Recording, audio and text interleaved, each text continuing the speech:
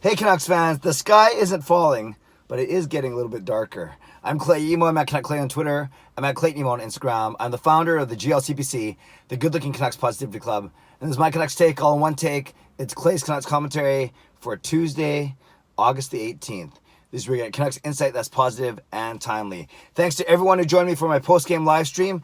As expected last night, the mood was a little bit more somber, a little bit more negative, but there's enough people on there that are still positive, still hopeful, recognizing that this is a best of three.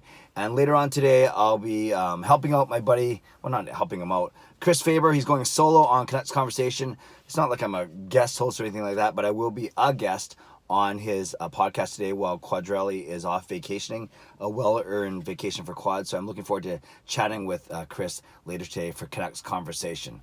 Okay, you guys know I'm the founder of the GLCPC, the P meaning positivity, meaning optimism, meaning hope, meaning faith.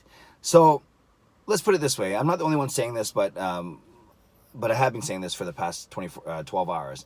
If I told you at the start of the series that after Game 4, it would be Vancouver 2, St. Louis 2, would you take it?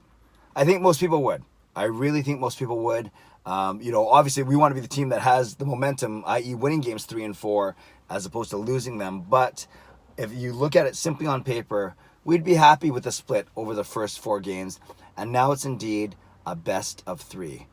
It was a best of 3 against Minnesota when Minnesota won the first game and we won the second game, and then we won the next 2.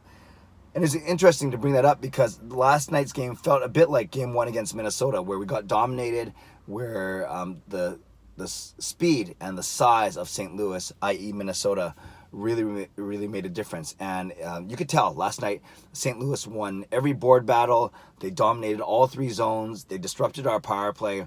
Ryan O'Reilly was a beast along with Perron and Schwartz. So there are a lot of things that Canucks will have to make adjustments. I'm surprised they didn't make more adjustments last night. But tomorrow I'll talk about some adjustments we could see for tomorrow night's game, which would be Game 5, of course, Wednesday night. But for now, just I want to bring, like the sun right now brings us warmth and hope, I want to bring that to Canucks fans. Easier said than done. Obviously, the Canucks are getting caved in 5-on-5. Obviously, the power play was not good, and if you're not doing well 5-on-5 and you're not making St. Louis pay on the power play, that's why we only scored 1 goal yesterday. It was a nice goal, a deflection goal by Miller, but that was it. We need more from guys like Brock Besser, from Jake Virtanen, from Zach McEwen. You don't expect Virtanen and McEwen to light up the score sheet, but you do want to make it difficult for the St. Louis Blues players, and we haven't done so. They haven't done that as much. A lone bright spot for me last night was the play of Jacob Markstrom. Can't blame him on any of the 3 goals, especially when the third one was tipped by his own player on a 5-on-3. So I thought Markstrom's been strong, and I think for the team overall, this day off should be really good for them, and we'll see what kind of adjustments they can make in terms of video work or game day skate or whatever it may be.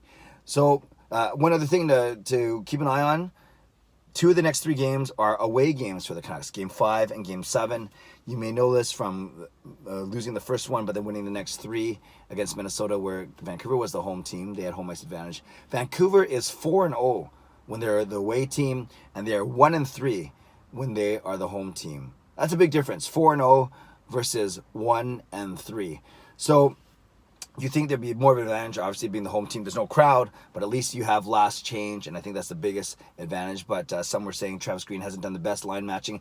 Others were saying, well, no matter what you do against Ryan O'Reilly, it's tough. Simply, he outpowers Pettersson. He's outskills a bit Horvat a little bit. I really want Horvat to be I want Horvat to turn into who Ryan O'Reilly is now. And there's time. O'Reilly's in his 11th season.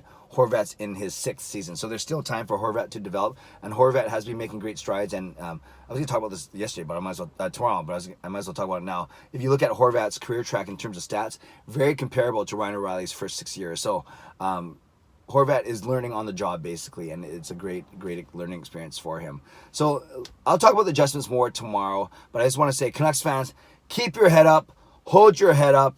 It's 2-2, best of 3. The Canucks are the away team in the next 2 of the next 3 games. But yes, they will have to make some adjustments. They will have to play harder, make it more difficult on the Blues, make their top guys play some more defense, and we'll see what kind of adjustments they'll make. But I'll talk about that tomorrow. So look for my Canucks Conversation appearance later today. I'll make sure I tweet that out. And I would love your comments right now. How are you feeling? Are you as optimistic as I am, or you think that I have my head in the clouds too much? Let me know. That's the question of the day, is how are you feeling right now, given that it's 2-2 with a best of 3 to come. Leave a comment below. I love to read, react, and reply. Subscribe if you like to. Like this video if you like to. Stay safe, stay healthy, take care of yourselves, and take care of each other. God bless, and go Canucks go.